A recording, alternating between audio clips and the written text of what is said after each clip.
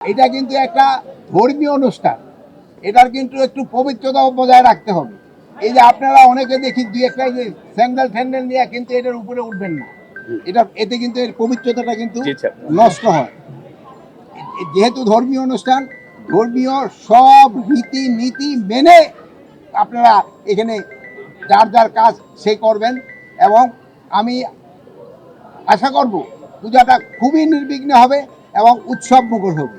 আর আপনারা জানেন, আমার বোন অলরেডি বলছে যে গতবার ছিল, গতবারের থেকে কিন্তু ছুটি বাড়াই দেওয়া হয়েছে এবং পূজা মণ্ডপের সংখ্যাও কিন্তু বাড়ানো হয়েছে। ওয়ালটন এখন দেশের সীমানা পেরিয়ে পৌঁছে গিয়েছে 50টিরও বেশি দেশে। ওয়ালটন, ঘরে ঘরে বিশ্বজুড়ে। এর আগে গত 15 বছর ছিল 2 কোটি টাকা সরকার দিত, কিন্তু এবার কিন্তু সরকার 5 কোটি টাকা সরকার দিছে। গতবার ছিল 4, এবার 5 কোটি টাকা সরকার দিছে। এজন্য এরপরে যদি কোনো রকমের কোনো ধরনের থাকে, প্রয়োজন থাকে, আমরা অবশ্যই দেখব। প্লাস আপনারা জানেন পূজা যেন নির্বিঘ্নভাবে হতে পারে, এই জন্য আমরা একটা কিন্তু নতুন অ্যাপও খুলেছি, কোথায় কি ঘটবে এটার সাথে সাথে যেন জানা যায়।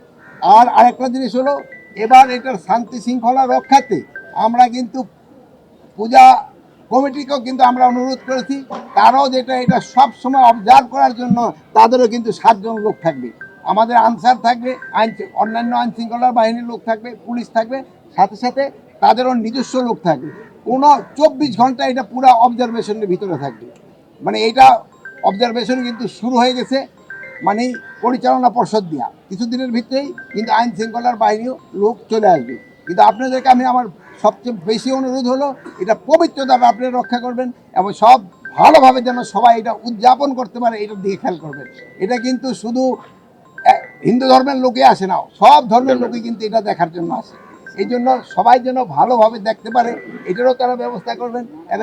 আর এই যে এইখানকার যে পরিচালনা পর্ষদ আছে, তারাও কিন্তু গতবার খুবই সুন্দরভাবে, সুষ্ঠুভাবে এবং উৎসব মুখর পরিবেশে এটা কিন্তু করতে পারছে।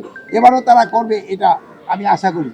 আর এখানে আইন শৃঙ্খলা পরিস্থিতি ভালো থাকবে, এখানে কোনো রকমের কোনো অসুবিধা হবে না। মাননীয় উপদেষ্টা, এইবার কি কোনো ধরনের জঙ্গি হামলার কোনো হামলার কোনো হুমকি নাই, সব কিছু ভালোভাবে।